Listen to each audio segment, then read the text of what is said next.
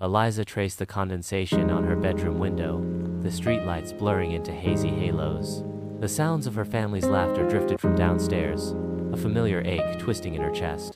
She felt invisible, a shadow in her own home. Growing up overweight, Eliza had always felt overlooked, her needs secondary to her perceived flaws. She craved love, the kind of attention that made her feel seen, but it always seemed to evade her.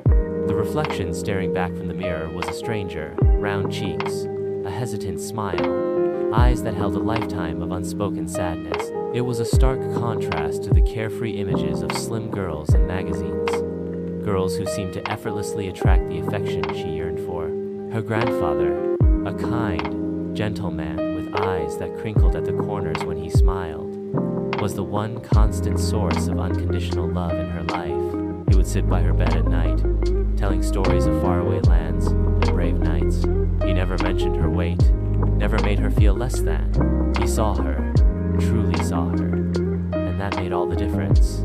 Her mother, too, tried her best. Eliza remembered a particularly poignant moment, a mother-daughter shopping trip.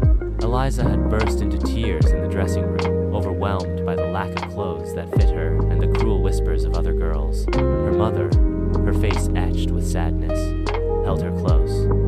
"Eliza," she had whispered, "your worth isn't determined by the size on the tag. You are beautiful, inside and out." Those words, though simple, were a lifeline. But the words weren't enough. The struggle persisted. Eliza tried numerous diets, each ending in disappointment and self-recrimination. She felt like a failure, trapped in a cycle of restriction and binge eating, her emotional needs manifesting as physical cravings. The weight became a symbol of her inner turmoil, a constant reminder of her perceived inadequacies. Then, one day, while listening to an uplifting song, something shifted.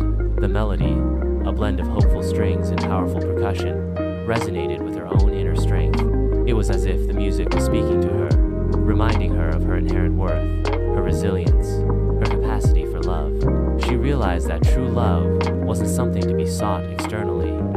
It began within. It was about embracing her body, her flaws, her whole self. It was about forgiving herself for her past struggles and accepting her present reality. It wasn't about becoming someone else. It was about celebrating who she was. Eliza began a journey of self-discovery, focusing on nurturing her body and mind. She joined a dance class, her movements initially clumsy, but steadily gaining grace. She discovered the joy of cooking healthy meals, transforming her relationship with food from a source of anxiety to a source of nourishment and self-care.